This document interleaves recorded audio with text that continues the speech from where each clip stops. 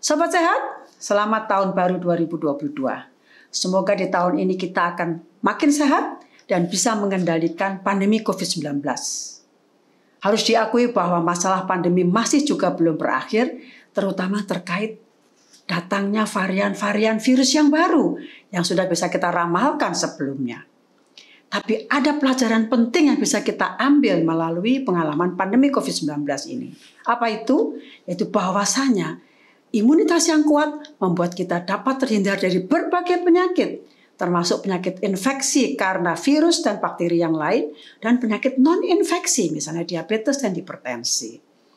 Pada episode kali ini saya ingin sekali membahas tentang satu program untuk kesehatan yang dinamakan diet. Diet dan tidak terkait dengan penurunan berat badan, tapi diet untuk hidup sehat. Namanya diet Okinawa. Okinawa adalah sebuah pulau dalam jajaran pulau Jepang, di mana masyarakatnya itu ternyata persentase tinggi itu dapat hidup lebih dari 100 tahun usia. Apa dan bagaimana cara melaksanakan diet Okinawa ini? Simak video ini.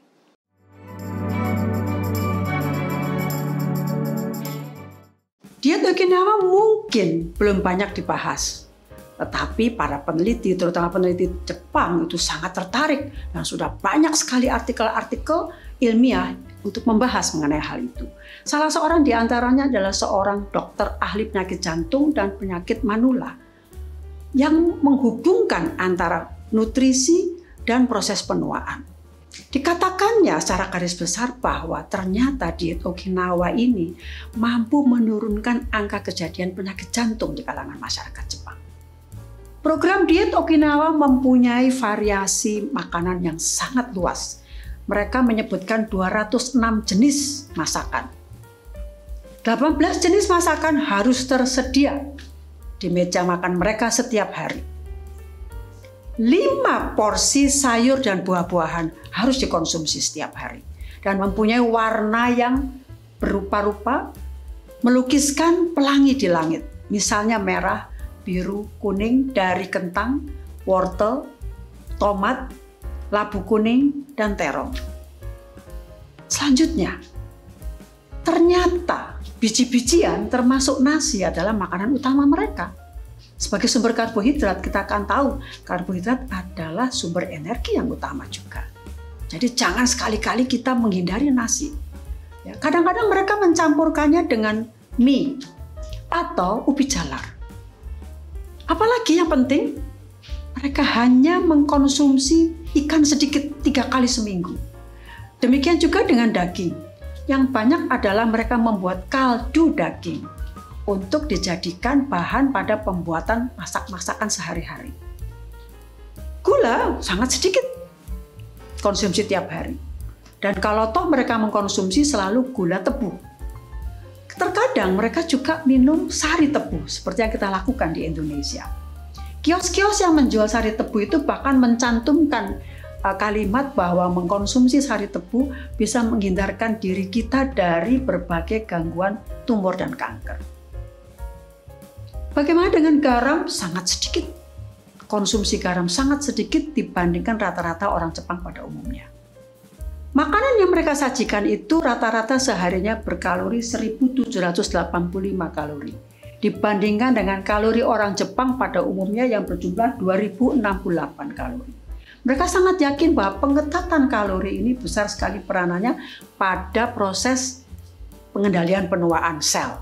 Kalau kalori tidak berlebih, maka kerja saluran cerna pun juga tidak berlebih. Sehingga energi untuk mencerna makanan pun juga dapat dikendalikan. Ada keuntungan lain dari pengendalian kalori, yaitu terjadinya penurunan IGF-1. Apa itu? Insulin-like growth factor 1, yaitu protein yang berperan pada proses penuaan sel. Dengan kata lain, dengan pengendalian kalori dan pengendalian kadar protein yang saya sebutkan tadi, maka akan terkendali pula gangguan penyakit jantung, penyakit diabetes tipe 2 terutama, hipertensi, radang, dan faktor-faktor lain yang ikut andil pada terbentuknya gangguan-gangguan kanker dan tumor. Satu hal yang menarik yang perlu saya garis bawahi sehubungan dengan diet Okinawa ini adalah prinsip yang dikatakan atau dinamakan dalam bahasa Jepang hara hachibu, yaitu bahwa orang hanya bisa mengkonsumsi makanan sebanyak 80% saja dari kapasitas lambung. Bagaimana cara mereka melakukan itu? Mereka hanya menyediakan semua makanan itu dalam piring-piring yang kecil dan tidak menambahnya. Ada cara lain juga, yaitu berpuasa 1-2 kali dalam seminggu. Jadi perbandingannya 5:2. 2 hari berpuasa sehingga kebutuhan kalori hanya 500 dalam sehari, dan 5 hari berikutnya kalorinya normal. Mereka sangat percaya bahwa berpuasa 2 kali dalam seminggu itu dapat membantu saluran cerna untuk membersihkan diri dan memberikan kesempatan beristirahat. Kebiasaan ini sama dengan kebiasaan berpuasa Senin dan Kamis ya, dalam masyarakat Muslim. Saya melihat tentang kekayaan makanan dalam diet Okinawa ini akan senyawa golongan antioksidan. Apa itu antioksidan? Antioksidan adalah molekul yang memegang peran sangat penting dalam peristiwa oksidasi dalam sel untuk menetralkan radikal bebas. Apa itu radikal bebas? Molekul tidak stabil yang dihasilkan melalui proses fisiologis, proses normal tubuh kita. Tubuh kita tuh menghasilkan radikal bebas. Oleh karena itu harusnya ada antioksidan yang menetralkan. Tetapi dalam tubuh kita tidak cukup tersedia antioksidan, sehingga harus dari luar. Dan itu terdapat dalam diet Okinawa. Ada 15 jenis makanan yang kaya antioksidan. Yaitu antara lain tahu. Tahu terbuat dari kacang kedelai, makanan utama dalam Okinawan diet. Lalu wortel. Warna merah pada wortel melukiskan terdapatnya zat golongan flavonoid, antioksidan kuat. Pare, kandungan serat dan kandungan zat bioaktif pada pare dapat membantu mengendalikan kadar gula darah. Sudah terbukti melalui penelitian ilmiah. Kubis, rumput laut, baik rumput laut yang besar maupun yang kecil, ini adalah makanan utama juga dalam kebudayaan orang Jepang. Sangat kaya zat antioksidan dan zat-zat yang lain termasuk serat di dalamnya. Bawang merah, kita tahu bawang merah anti radang, meningkatkan imunitas, dan aktivitas-aktivitas lain yang sudah banyak diketahui orang. Kecambah, kaya nutrisi, vitamin, mineral, zat bioaktif, sebagai bahan untuk tumbuhnya tanaman yang baru. Labu kuning terutama. Warna kuning mencerminkan zat berkhasiat antioksidan. Kacang hijau, kita semua tahu kadar proteinnya. Ubi jalar, kita lupa ya akan manfaat utama dari ubi jalar yang adalah salah satu juga bagian dari makanan utama orang pada diet Okinawa. Kita punya ubi jalar ungu dan ubi jalar kuning. Dua-duanya kaya kandungan senyawa golongan flavonoid sebagai antioksidan. Merica dan yang berikutnya adalah teh. Teh hijau dikombinasikan dengan bunga melati. Apa istimewanya? Orang Okinawa sangat yakin bahwa melati itu mempunyai aktivitas antioksidan yang sangat kuat, sehingga membantu meningkatkan imun, mengendalikan stres yang berlebihan, mengendalikan kadar kolesterol, dan untuk kesehatan jantung. Kalau tidak ada teh hijau bercampur melati, maka teh hijau saja cukup. Teh hijau dipilih karena proses pengolahannya tidak berlebihan, sehingga zat-zat kandungannya tidak banyak yang terganggu atau rusak. Sama seperti teh hijau dan melati atau jasmin tadi, teh hijau juga baik sekali untuk mengendalikan kadar kolesterol, mencegah kemungkinan terjadinya osteoporosis, mengendalikan atau menjaga kesehatan jantung, tekanan darah.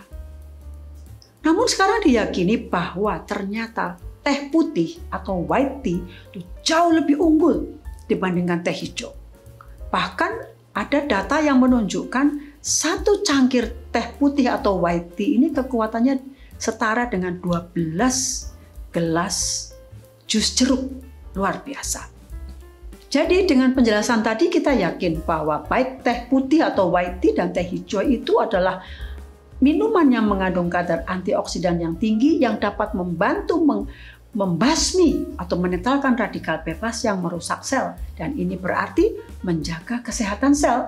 Menjaga kesehatan sel berarti menjaga imunitas dan kesehatan umum dari tubuh manusia.